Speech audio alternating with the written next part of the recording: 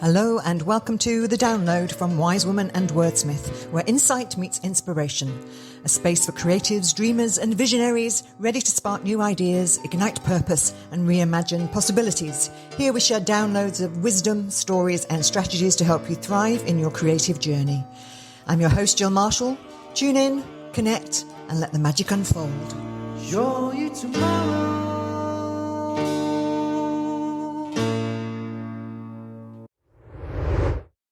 Today's episode is about leaping. Not just any leap, but the one that asks more of you than you think you're allowed to be. The one that doesn't just challenge your work or your habits, it challenges your whole identity.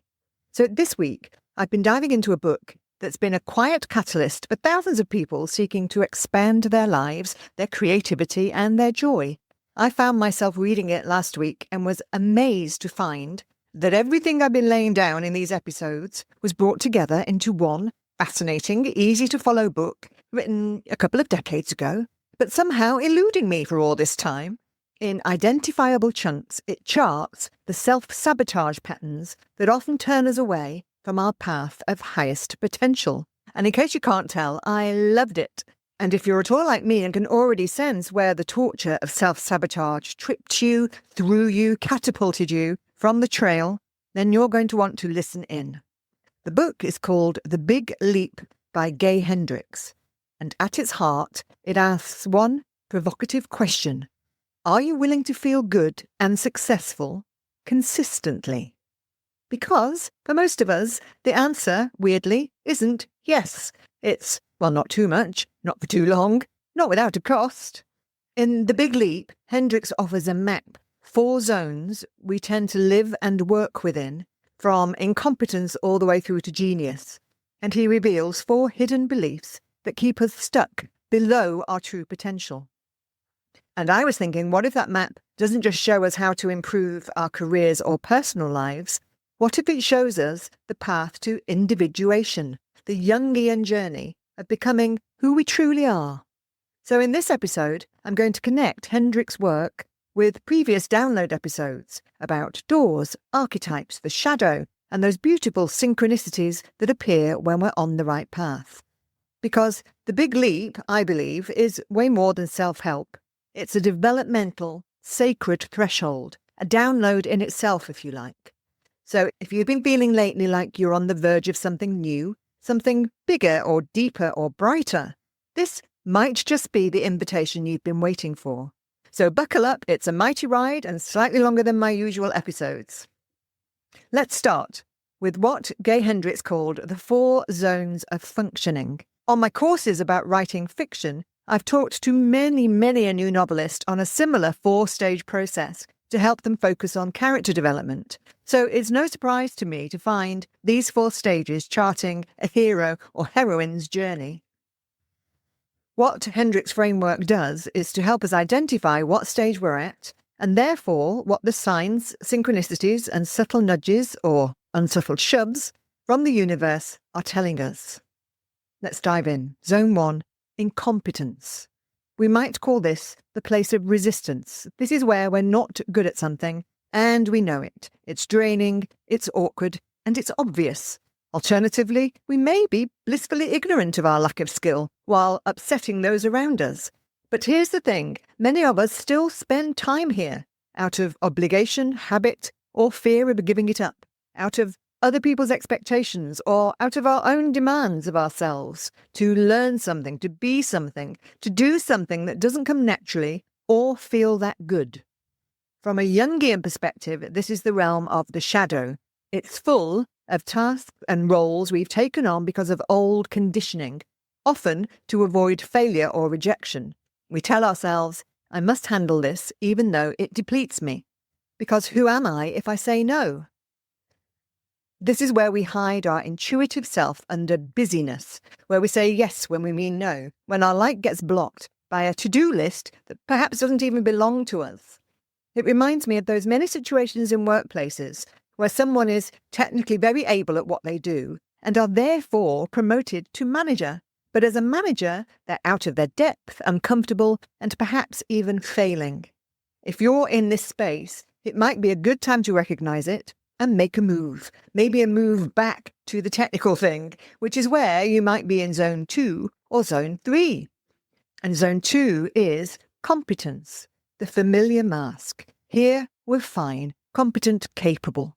Other people might even praise us for this work, but it doesn't light us up. It's neutral in effect. In Jungian terms, this is often where the persona lives, the mask that we wear to fit in. It's very, very possible that, from an archetypal perspective, it's where the people pleaser lives. This zone feels safe, socially approved, and yet somehow disconnected from the soul. We get stuck here, especially if we're good students, good employees, good friends. But inside, something starts to go flat. This isn't wrong, but it's not me. And then we get to zone 3, the zone of excellence. This is a tempting trap. This one is seductive. You're not just good at this, you're great. People notice, they reward you, they pay you, they promote you. It feels like success. And importantly, it's a recognizable success for the people around you who all love you being in zone 3. But it also starts to feel heavy, predictable, slightly misaligned. And that's where Hendricks says the upper limit problem kicks in. We'll talk about the upper limit problem in a moment. From a Jungian view, this zone is the threshold. The ego is thriving here, but the soul is knocking. You've grown, but perhaps not yet expanded. You're getting close to the door. You've probably heard the whisper already. There's more. You're not done. This isn't your truth. And then we reach zone 4, the zone of genius.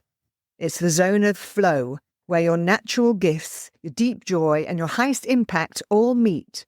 It feels like play, like timelessness, like, I can't believe this is what I get to do. This, in Jungian terms, is the self, not the ego or the mask or the shadow, but the whole being, expressing, creating, alive. This is where individuation starts to embody itself, where we don't just understand who we are, we live it. But to get here, as Ted Lasso would say, we have to cross the bridge of belief, the internal limits that say, it's too much, I'm not ready, people won't like me if I do this. And be honest now, how many of you have already said to yourself, genius? I could never call myself a genius. That is so far out of my comfort zone. Switch off, self-sabotage. Oh, I've been there. I've been there when publishers have been trying to buy my next series of books. I've been there when major league producers have been asking to adapt those books into film and TV. I've been there when I've been offered major speaking opportunities and even asked out on a date by someone amazing. That sense of, it can't possibly be for me. Switch off. Self-sabotage. Well, please don't switch off yet, because that's what we're going to explore next. Why we do that. Why we stop ourselves when something great beckons. In The Big Leap, Hendricks identifies the 4 hidden barriers that stop us from leaping into genius. And for me, the deep archetypal wounds that they represent. It's not just about success, it's about wholeness and the parts of you that long to come home. So here we are. You've found your edge. You're standing in the zone of excellence, maybe even touching the genius beyond it. But something pulls back. It stalls. It shrinks. Gay Hendricks calls this the upper limit problem. It's a kind of subconscious thermostat that kicks in when we start to feel too good, too free, too successful.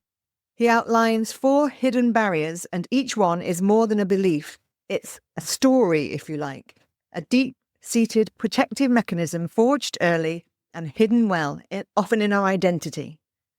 Today, I want to introduce these not as flaws, but as archetypal guardians. They are not here to destroy you. They're here to test your readiness to grow. Let's meet them. So the first of these barriers is, there's something fundamentally wrong with me. I am fundamentally flawed. This relates to a wound of unworthiness, the voice that says, who am I to be brilliant, happy, creative, free? In Jungian terms, this is the wounded child or orphan archetype. It holds the earliest imprint of when we decided we were broken, less than, flawed, It's the first mask that we put on. And here's the paradox. The closer we get to our genius, the louder this belief becomes. Because genius asks us to be seen. And this wound says being seen is dangerous. But individuation, becoming whole, requires visibility, even if we tremble. So the second of those beliefs, if I shine, I'll be being disloyal or I'll be abandoned. This is the wound of belonging, the fear that growing will disconnect us from our roots. Here we meet the caregiver archetype in conflict, or the rebel in shadow.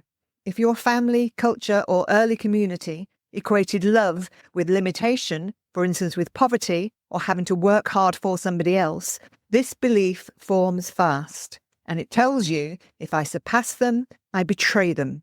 If I change, I'll be left behind.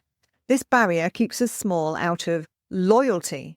But real loyalty is living fully, not shrinking in solidarity. Individuation, as in the hero's journey, means stepping out of the tribe and then learning to return with wisdom, not apology. Then the third of these beliefs, more success means more burden, the wound of over-responsibility. Success feels like pressure, creativity equals obligation, or freedom equals cost. This is the shadow warrior. She says, if I succeed, I will have to carry everything. I'll lose rest, I'll lose love, I'll lose balance. Or you may feel that you will become a bigger burden to other people. So we stall our genius, not because we don't trust ourselves, but because we don't trust what success will do to us. But genius doesn't ask for effort, it asks only for alignment. And this is where the warrior becomes the sovereign, leading with grace, not grind. And then the fourth of these beliefs, if I shine, I will make others feel small. Ah, the softest and the most socially approved barrier, the wound of compassion misplaced. This is where the innocent or the magical child is told, please don't sparkle too much, tone it down. Don't make others uncomfortable. Do not outshine your siblings, your friends, your bosses for crying out loud. Now, it's a beautiful instinct to protect others, but when it mutes your genius, it becomes a distortion of empathy. In The Big Leap, Hendricks describes this as acts of misguided altruism, which develops with our attempts to take care of the feelings of others. And, understandably, it develops in childhood, where we first learn to adapt. But the truth is, your light liberates, it doesn't diminish. And individuation means trusting others to meet your light or to step aside. So those are the guardians, these subconscious stories that hold us back from that final leap. And maybe right now you recognize one of them or all of them. And that's okay, because when we meet these barriers, not as enemies, but as long-lost protectors, something shifts. The shadow softens, the door unlocks, and the self stepped forwards. And coming up, I'll guide you into the moment when these barriers begin to crack, when the world starts calling you forward with signs and synchronicities you can't ignore. Because once you've met your hidden barriers, those guardians of the threshold, something strange often begins to happen. The world starts to whisper. A book falls off a shelf, like The Big Leap. A stranger says exactly what you needed to hear. A door closes and another opens so fast it leaves you breathless. These are synchronicities, moments that feel both wildly random and impossibly personal. In the download, we've talked before about these as nudges from the unconscious, but now we can reframe them as soul signals, signs that the psyche is ready to move forward if we dare follow. And here's what's powerful. The moment we face a hidden barrier with awareness, something in the outside world responds. When you say, I'm not broken, I'm just shedding, a mentor appears or a dream surfaces. A coincidence confirms what you already knew. Carl Jung believed the psyche and the world are not separate. He called this the unus mundus, the one world. So the moment we shift inwardly, life shifts around us because it was always connected. Here's a story from the threshold. Barbara Fredrickson, a psychology researcher studying emotional resilience, had been struggling for years with how to quantify positivity, this thing that's really intangible, yet so vital. One day, in a flash of insight, which she calls her creative spark, She made an intuitive leap. What if we could measure positive to negative emotional ratios in real time? And this led to the broaden and build theory of positive emotions, which is now used globally in therapy, education, even in leadership. In a moment of rest and play, when she finally stopped trying to prove her worth and allowed herself to explore something she felt drawn to, even if it didn't yet make sense, she moved from her zone of excellence, which was publishing respected academic papers, into her zone of genius by trusting the download. And it happened just after she faced her own belief that she wasn't smart enough to break new ground. There's the hidden barrier, there's the synchronicity, and there is the leap. So, how do you use all this, bringing together the shadow, the doors, the archetypes, the downloads, and this big leap? Let's walk it together from the beginning. The zones. At first, we usually live in our zone of competence, or maybe excellence. It's safe here, we're praised, but something aches. The ache is the call, an invitation to move into genius, not just to do what you're good at, but to live what only you can and express what only you can. And then when we move, the resistance shows up, that thermostat is triggered. The barriers appear. The hidden barriers are the gatekeepers. They ask, are you really ready to be seen? Are you willing to outgrow what once held you? Can you let yourself be joyful, creative, free? These are the voices of our shadow, the orphan, the over-responsible one, the loyal child, or the hidden rebel. And the key to the gate is to meet them with compassion. And then we have the synchronicities. As we face these inner guardians, the outer world begins to dance. We find ourselves in the middle of strange coincidences, moments that feel like magic, but are really messages from the self. It's where individuation starts to feel like a conversation between you and the divine part of you. And all along the way, archetypes walk with us. The seeker, the creator, the sage, the magician, the victim, the saboteur. They are not characters to control, but parts of you to integrate. And each step forward asks you to claim another piece of yourself, not to fix, but to remember who you were when you were whole. And then those doors. You arrive again and again at doors. Some slam shut, others creak open. Each one is a threshold between who you've been and who you're becoming. This is what the download is. It's not just ideas falling from the sky, it's the whisper of your wholeness calling you back. So here is the map. 1. Hear the call. 2. Meet the resistance. 3. Decode the synchronicities. 4. Welcome the archetypes. 5. Walk through the door. And 6. Live from genius. This is your big leap. This is creative individuation. This is becoming soul-shaped. So now, a quiet question for your journal or for your next-long walk. Where am I hovering at the edge of genius? And what story tells me I can't, I daren't, I mustn't leap? Breathe into it. Let the answer rise. Don't force, don't fix, just listen.